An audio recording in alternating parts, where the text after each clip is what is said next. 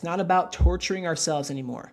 It's about partnering with our bodies to get the best results possible. Remember that. Partner with yourself. Don't fight against yourself. And I was given a death sentence at the age of 16. I became a slave to food and to fear. 799 pounds. 799 pounds.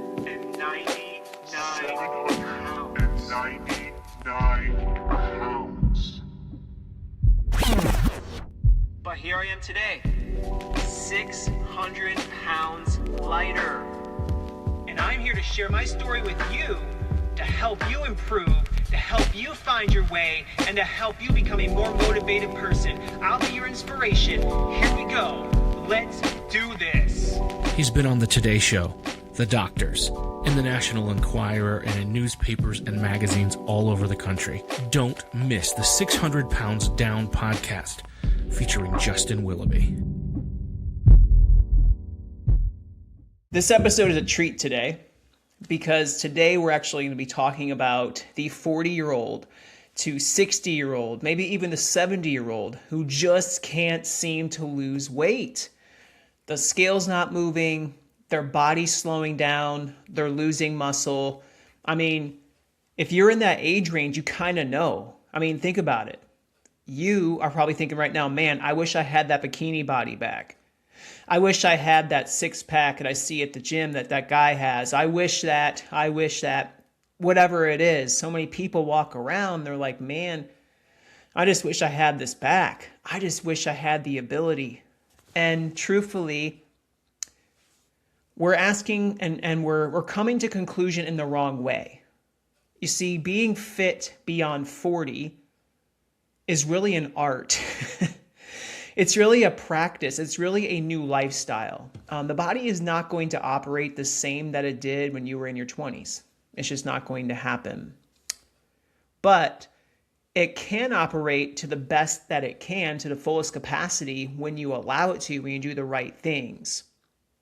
That's why today in a solo episode, what I'm going to do is I'm going to break down for you 5 things. If you're approaching 40 or you're over 40, and you just want that healthy body back, I'm going to help you. I'm going to assist you. And I'm going to share with you how you can have the healthiest body you can have, 40 and beyond. So the good news is there's hope for people. The bad news is it might not look exactly the way you want it to look.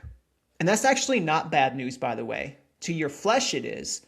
But to be realistic, it doesn't work the way it used to. However, you can maximize and do the absolute best you can in the lifestyle today. And I have some notes I'm going to walk through that I want to touch on today.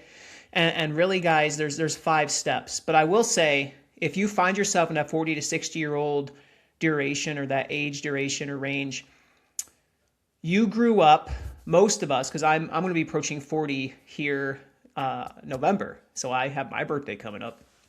And man, I'm going to be 40 years old, and I grew up. I'm trying to think how my lifestyle was, man. When I was losing weight, you know, science basically would say, hey, you need to eat more salad. You need to do more cardio.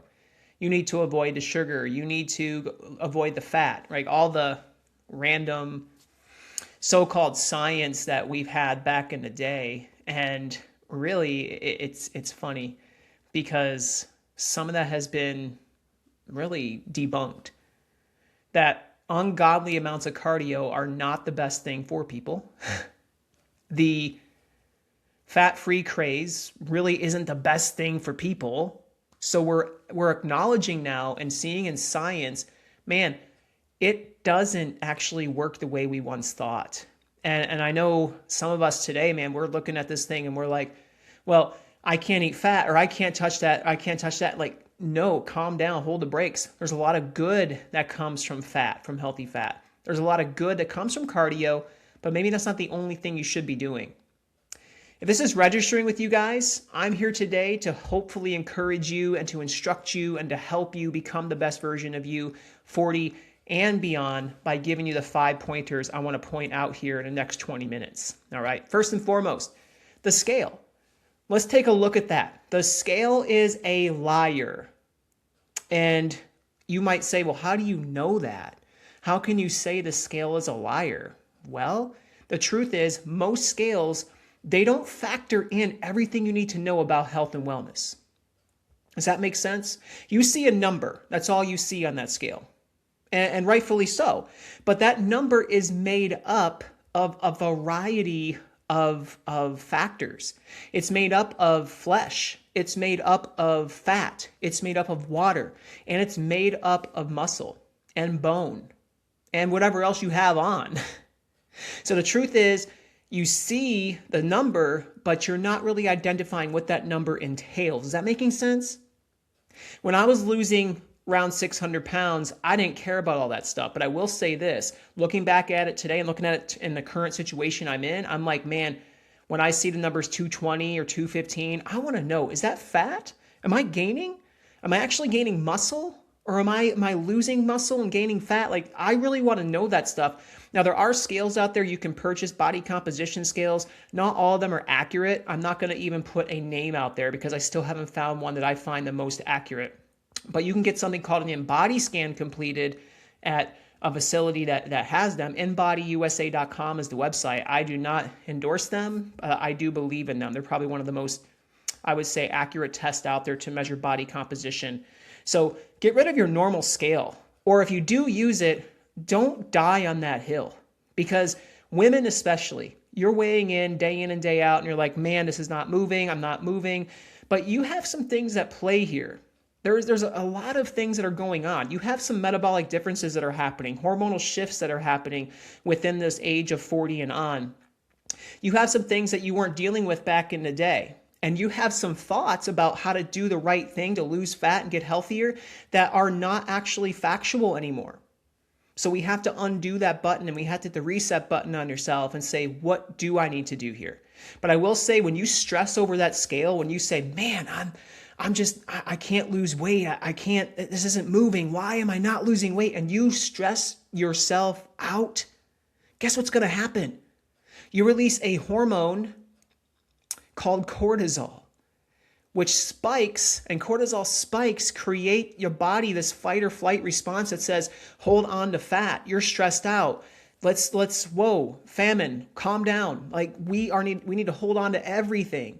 And so right now, by looking at that scale regularly, what you're doing, ladies, and even guys, you're creating the right atmosphere for fat to stay on your body. Your body's so smart. And when you look at that scale like it's the final answer, you're missing it.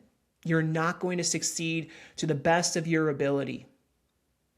I would encourage tracking your progress in other ways, including how your clothes fit, including how your measurements go around your body from shoulders to neck to chest to hips. I mean, you go down the body, okay, to your quads, your arms.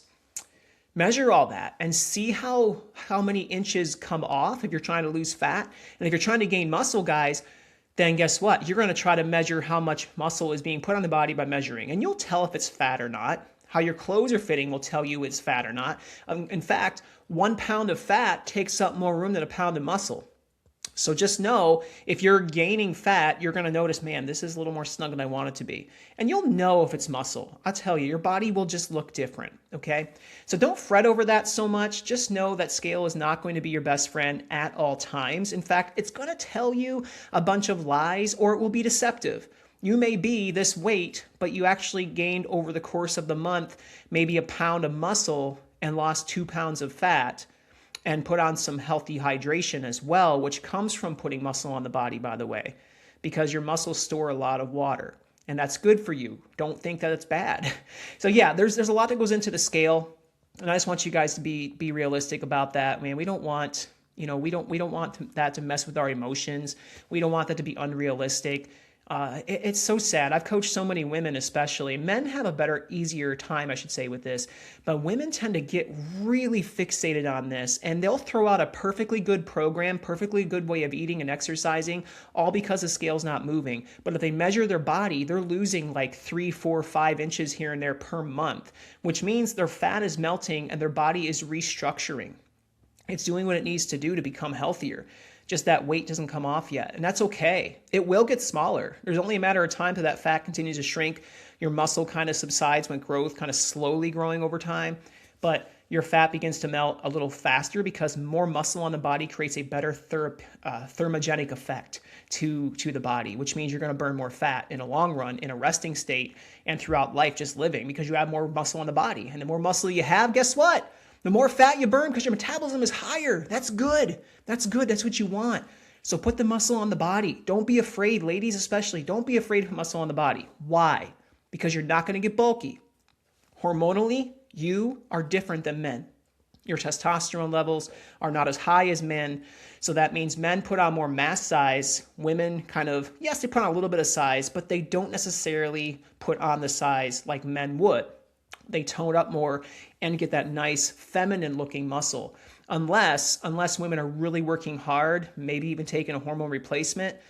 And from there, you can grow more muscle, of course. And I've seen women in bodybuilding do naturally or work out and build naturally. We've had Elaine on our show at one point, and she's in the bodybuilding field. Amazing, but she's going for that. But Elaine has to be really strategic with her methods to gain the muscle she's gaining, okay? And she looks solid. She looks fantastic, by the way. She's doing awesome. But yeah, just be mindful. Shrinking is a good thing. If you're shrinking in a good way, meaning your fat's melting, your muscles coming onto the body, and your body composition is looking different, and that's why it's important to measure the body, because that'll show you what's happening with that. And with that, when you try to gain muscle and lose fat, I want you to primarily focus on, in this point, it goes into transition, it goes into number 2, and that's your protein content. So we talked about throwing away the scale. We talked about we're not worrying about the scale. But if you're over 40 years old, you should be honing in on protein sources. You need to become best friends with protein, okay? Because that's the macronutrient that you need for your body to build. It's the building block macronutrient. Protein is essential for a healthier metabolism, for muscle development and growth and recovery. It's vital for satiation and satisfaction. It helps increase metabolism, but also builds your body the way it's supposed to, collagen production, and so on. If you want nice skin, you want good muscle, you want great things to look good on your body, well, guess what? Protein is that source you're looking for. A lot of people go around, friends, and what they do is they'll go for the vending machine foods on your lunch break, or they'll go to McDonald's, or they'll go to another fast food joint, and they'll go to a coffee shop. And we'll just go for the carby, sugary beverages or carby, sugary foods and say, that'll hold us over. But then we end up eating more calories in the long run most of the time because we're over consuming that because it never truly satisfies. Is that making sense today? When you eat a bag of chips versus you're eating a couple eggs, hard-boiled eggs, and maybe a little bit of vegetable with that or an apple with that, they may be around the same calorie number, by the way. But the eggs and the apple will fill you up more than the potato chips will. Sounds weird because potato chips taste so good and they sometimes leave that full feeling in your stomach, but it's mostly fat and mostly carbohydrate and 1 gram of protein, which is not going to satisfy you in the long run. In fact, you'll probably go and eat more of it later because you're still hungry. And that'll also create some blood sugar spikes, and it also creates some blood sugar crashes in people. And when you have the blood sugar crash, you become even more hungry. You get the term hangry sometimes, and you just don't become the nicest person. In fact, you get really tired and you need more food, you need more sugar or something to help you have that high again so you can actually function. If this is registering with you today, then you need to understand that's not a way to live. In fact, when you're getting beyond 40 years old, you can't do that and survive. It's not going to help you. In fact, it's going to create more inflammatory responses to the body. It's going to make you hold on to more weight because the more insulin that's being produced in the body makes you hold on to more fat. I mean, we have to be able to somehow manage this better. And by doing so, we will have the best results. So I'm going to challenge you today. Look at your protein sources. And what are some of those? Eggs, chicken, fish, egg whites, whey protein powders, pea protein powders. I mean, those are just some. Turkey, fish, shrimp. I mean, there's vegan or plant-based options as well. I'm going to say I'm not a big fan of those, even though pea protein, I would say it's okay. It's not my favorite flavor. And for women especially, I mean, if your estrogen level is low, you can probably go ahead and have some soy-based products as long as it's organic soy. But if you're having solid hormonal fluctuations, or solid hormone balance, I should say, and they're not fluctuating, then I would try to avoid the soy as often as possible. It can mess with you hormonally. Men, if you have low testosterone and your estrogen levels are kind of too high, because that can happen too, you want to stay away from soy-based products as well. They're not going to help you. There's a season to have those. It's better to have them before 40 years old, but in moving forward, look for soy and a lot of hidden ingredients in your foods, because a lot of times, a lot of these protein powders or protein bars will use soy protein bases, and that's just something I wouldn't go for most people. But you can go ahead and consume protein on a regular basis. I'm a fan of at least 25 to 35 grams of protein per meal. And so if you're having 4 meals a day, man, you're having 25 to 35 grams of protein. You can have more if you want to. You're just going to pee it out, by the way, and your body won't use a lot of it. If you're not burning enough calories, it can be stored as kind of glucose into the body. But most of the time, you don't consume enough protein to make that happen. Oftentimes, when you're over-consuming carbs and having a good amount of protein, it could happen, but it's usually pretty rare. If your diet is down pat, you're not really going to have an issue, and your body actually will thrive on it. When you're giving it to it regularly, it can rebuild properly. It can build muscle properly. It can help you feel good properly. Your proteins are made up of amino acids, and each amino acid is going to do something uniquely different to the body. In fact, it'll bring healing to your body, especially if you're aging, because you lose over time. I'll say this about muscle. After the age of 40, you will lose muscle. It's a proven fact. It's scientific. And it just happens in the body most of the time because we don't consume enough healthy building blocks, meaning your proteins. So if you want to prevent muscle loss, you're going to want to take this in. And you can lift weights all day long, but not get enough protein. Guess what's going to happen? You're still going to lose some muscle. Okay? You want to make sure you have protein in your body to help you succeed and to give you the best metabolism, fat loss, and growth in your muscle and development of your muscle as much as possible by taking in your protein. So that was number 2. It really is a non-negotiable. I mean, every client that I coach, I inform them, you need the protein sources. You need them, because if you don't, you are going to struggle like nothing else. And they do. And when they start eating the protein sources, guess what happens? Fat loss starts to happen more frequently. Their body changes. I'm not going to camp out much longer on that, but I'll tell you, if you're the person who is just saying salad, salad, salad, potato, no sour cream because that's fat, and butter, a little bit of butter, and then maybe the spray butter, that's not good for you at all, by the way. It's like a step away from plastic, but the molecular structure in that is terrible. But don't be that person. You don't need that bowl of cereal before bed. Actually, have some Greek yogurt. And if you're sensitive to dairy, have something else. Have like an egg before bed, or a couple pieces of nitrate-free lunch meat, or make some chicken up for yourself. And there's healthier yogurts out there too. There's raw. You can go visit some local farmers, and you can find some healthier yogurt alternatives made with A2 cow milk, which has been shown to be better when it's digested and actually can be more beneficial to the body. So yeah, there's a lot that goes into that. I'm not going to get into all that today, but just saying, man, don't live in the past where it's saying, I got to avoid so many calories. I can't eat too much food, so I'm going to stick with vegetables. It's not going to help you overall. Veggies are great. I'm a big fan, believe me. But I'm also a fan of fat. I'm also a fan of protein. So that was number 2. I will also say number 3, and this one's going to really challenge our female listeners because a lot of them are used to just doing cardio and walking. But ladies, listen, and men, I mean, I'm not trying to kick you out of this, but I'm just saying a lot of our women have issues beyond 40. Men, you can too. So I want you to listen in on this too, because it does impact you. But ladies, if you are, and men, if you're beyond 40, I want to just tell you today and share with you today, you need and should lift weights. And I'm not just talking about your resistance bands. Those are great to start out with, and they can be great in the pinch when you're not able to get to the gym or use a gym or use your weights at your house. But if you want to actually build muscle, If you actually want to challenge the body and build bone density, which begins to decline as well beyond 40, if you want to build hormones and balance them and keep them balanced, weightlifting, heavier weights is essential for that to happen. Not 2-pounders unless that's heavy for you. I'm talking it's okay to pick up the 5s and start doing those a little more frequently. It's okay to pick up the 8s and the 10s and the 20s and the 30s and the 40s and the 50s and the 60s. Okay, there's a song that goes on, like I've heard that on TikTok. No something, no something, no. Anyways, sorry, I digress. But you can start to lift heavier so you can have better results.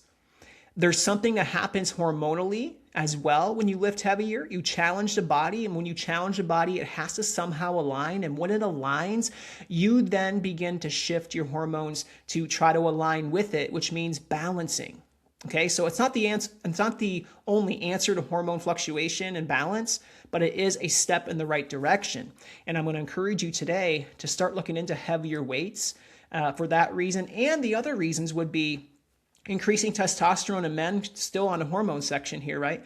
But increasing testosterone in men, you decline every year after 40 years old, about a small percentage every single year. And if you don't preserve that muscle, you'll lose even more. So please, please, please do yourself a favor. Lift some weights, lift heavier weights, work the larger muscle groups like the back, like the legs, like the booty. Use your core, use your chest, use those, not just about your arms. Arms are great. That's aesthetically pleasing, but that's not gonna do the best for you. Use the larger muscle groups because that is what's going to help you in the long run. And you can do movements like squats. You can do leg presses. You can do bench pressing. You can do deadlifts. Don't be scared of that stuff. You know, a lot of times women are afraid to lift weights. They're afraid because, at their gym, there's so many men lifting weights. I just want to share with you something. The world is changing, friends. And the generation of 40 and on, we think that weightlifting is just a man thing. Men, yes, it's amazing. We should always do it. We should actually thrive in that. But ladies, don't be afraid to barge into the weight room and say, move over, dude. I'm going to do this now. I'm going to lift some weights and let me show you how it's done. Okay? You might not start like that right away, but build some confidence, man. You're doing this thing. You deserve to be in the spot in the gym just as much as that guy does. In fact, you should be like confident enough to go up there and say, this is my place too. This is my gym too, and I can be here just as much as you can be here. Not that anybody's saying anything, by the way, but I think we believe that. We believe it's a man's world, and it's not. This is actually a fitness world. It belongs to everybody equally. So don't be afraid to get into that gym, and don't be afraid to buy some weights even, or buy something from the store or online that you can have delivered to your home that you start to lift weights with, because that'll help you in a big way. That changes the body composition. Remember going back to number 1, throw out the scale? Well, you're going to start gaining some weight. And don't turn me off after I said that, by the way. You're going to gain some weight, but the weight's going to be good weight. It's going to be muscle. And then your body's going to lose fat. You're going to build your metabolism. And you're going to look to yourself when you see yourself in the mirror, and to your husband, dang good. Okay? Like foxy whistle good, because you're changing. You're getting that shape. Men, when you lift heavier weights, you start to bulk up a little bit more. You lose the fat, and you start to look like you have more muscle tone on you. Man, the ladies love it too. Your wife wants you to be a healthier looking guy, to take care of yourself, not to be a sloth, not to be a lazy guy, but to be strong. I don't want to be 70 years old and not be able to lift a chair or lift something out of my car. I want to be able to be thriving at 70. How do you do that? You lift weights and you lift heavier. Now, when you do this, I just want to put a word of caution out there. I want to preface it. When you lift weights, you want to start lower and then work yourself up. Okay? You can talk to a personal trainer. You can talk to Coach George and myself. We would love to connect you with some options when it comes to weightlifting and a healthier way to do that so you don't hurt yourself. But always listen to your body, always take precautions, and always start slow and then work yourself up over the course of weeks to months to years. It takes some time. But when you lift that weight, there's going to be some great things happening to you. It's going to increase the bone density, increase the muscle, decrease fat, shift hormones and balance those, help you sleep better. It's going to help your blood pressure. It's going to help your cholesterol levels. It's going to help your blood glucose levels because your body's burning more calories, burning more sugar, so your glucose levels look better. A1C looks better. There's a variety of reasons why you should lift, but nobody's going to twist your arm. Now, cardio is important too, and I'm going to encourage that, but I'm sharing with you today, man, you need to do both to have the best results. And when I say need, by the way, I'm not forcing you to do this. It's just a word of expression I use. I would say I suggest for you to do that, but just forgive my words when I say need or you should, okay? I've had some word police in the past say, hey, don't tell me what to do. And I'm just like, I'm not really telling you what to do, but it's just like the way I'm talking, okay? It's just the way I express myself. But just know this is all optional, but it is highly encouraged, okay? Highly encouraged. Listen up to what I'm sharing to you today.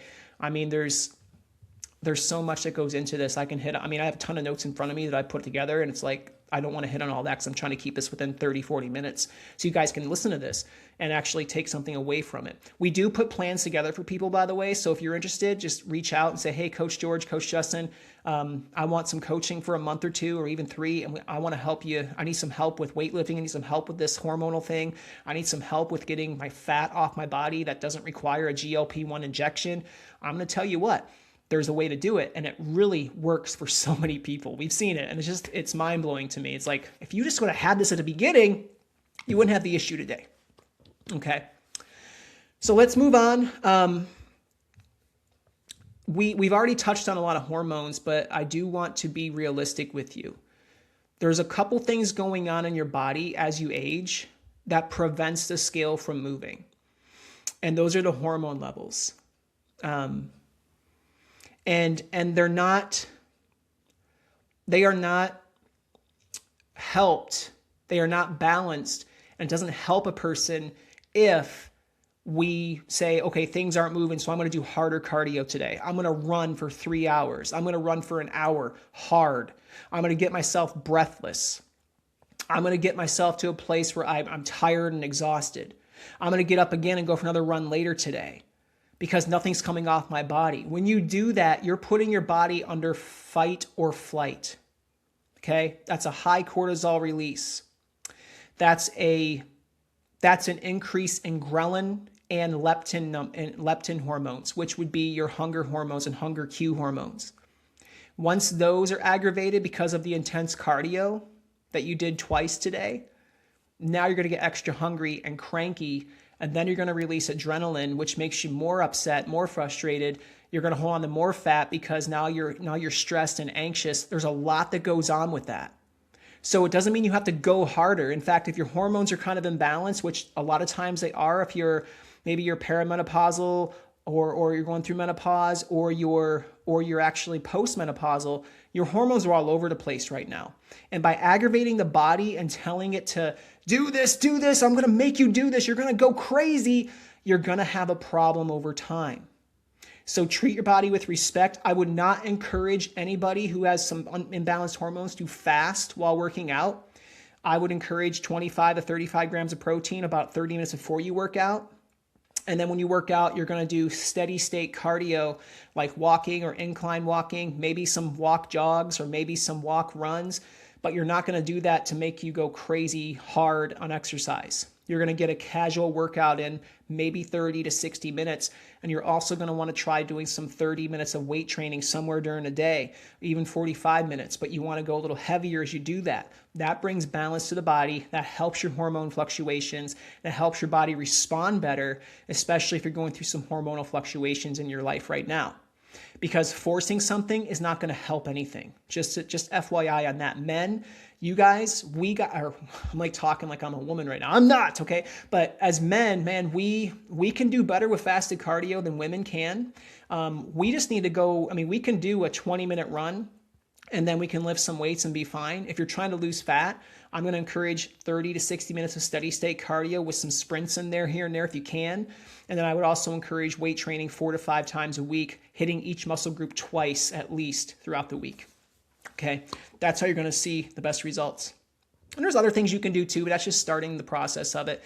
And also, don't be afraid to walk more during the day. Get up and move around. Not to overdo it, but just move around every hour, 100 steps, 300 steps, 500 steps. If you can, your job might not let you, get a walking pad because that can help you too immensely. All right. So we're really getting to the place where we have to identify that our hormones are not the same as they were when we're in our 20s, and they change as we age. And it's okay to recognize that. It's okay to say that. And there's a way around it. It's not about torturing ourselves anymore. It's about partnering with our bodies to get the best results possible. Remember that. Partner with yourself. Don't fight against yourself. That's a big difference in how your body's going to respond. And number five, resting. Recovery. Resting. If you want a balanced body after 40, you're going to need to get that sleep. And I think some people think sleep's a weakness. It's not. We pride ourselves in, I'm not going for a rest. I'm not resting today. I'm going to do what I have to do. No, you have to. You need to rest. Your body needs to recover. Your body needs to relax. Your body has to restore. And when you go through the sleep cycles and as you're sleeping, your body's repairing itself and restoring. It's balancing itself.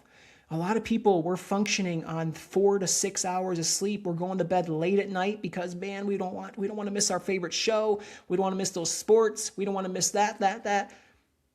11 o'clock, 12 o'clock is probably not the best clock to go by, the best time.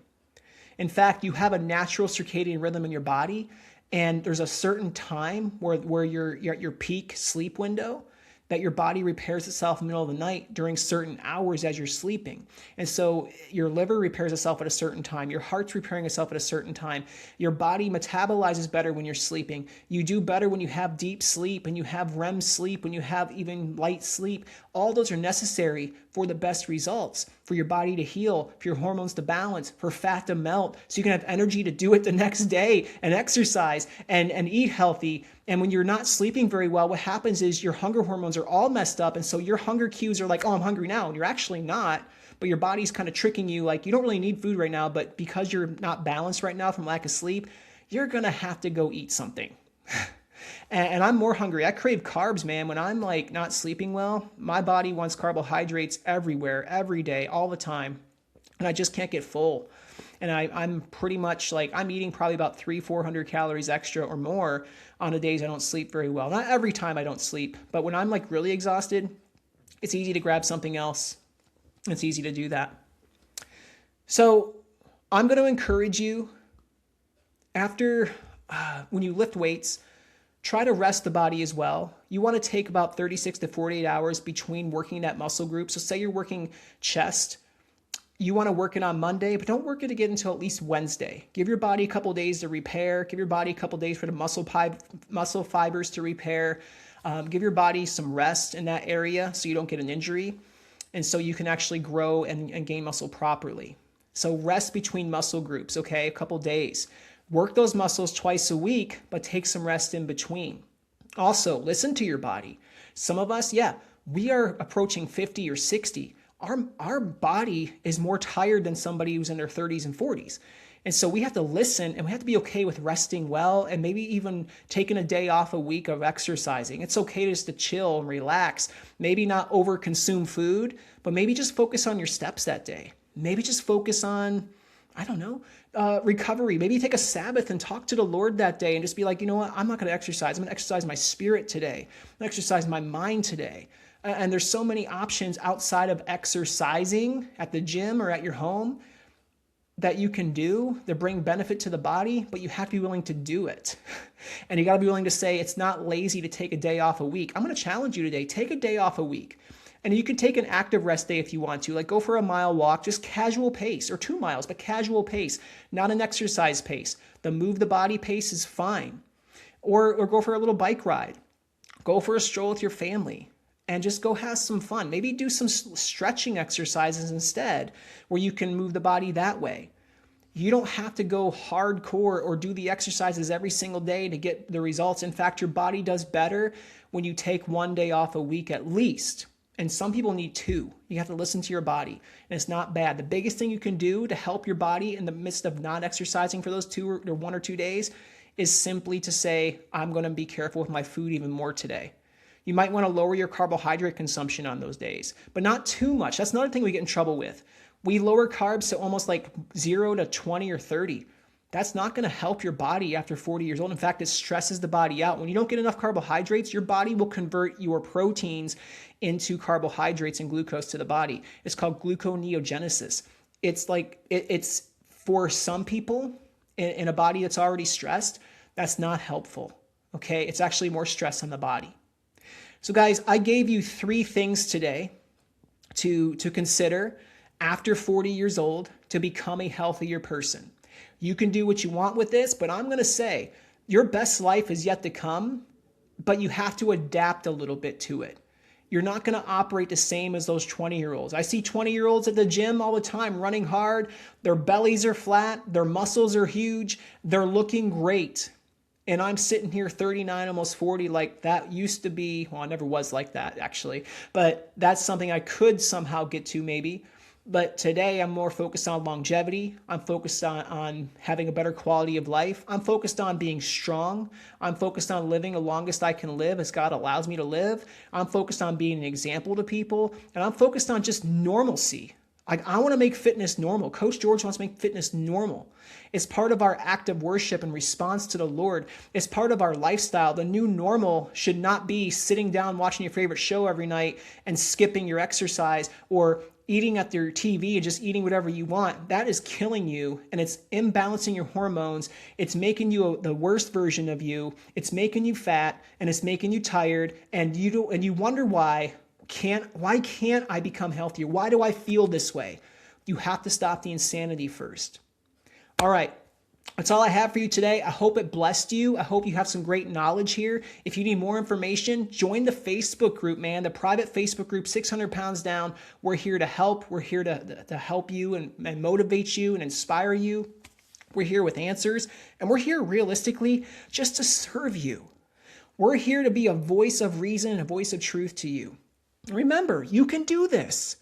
This is about you and your journey. Don't compare yourself to other people. This is you. You become the best you. You talk to the Lord to help you become the best you. God, guide me into becoming the best version of me. Help me to surrender my life over and help me to give you myself fully. Because on my own, I'm a mess. On my own, I can't do this.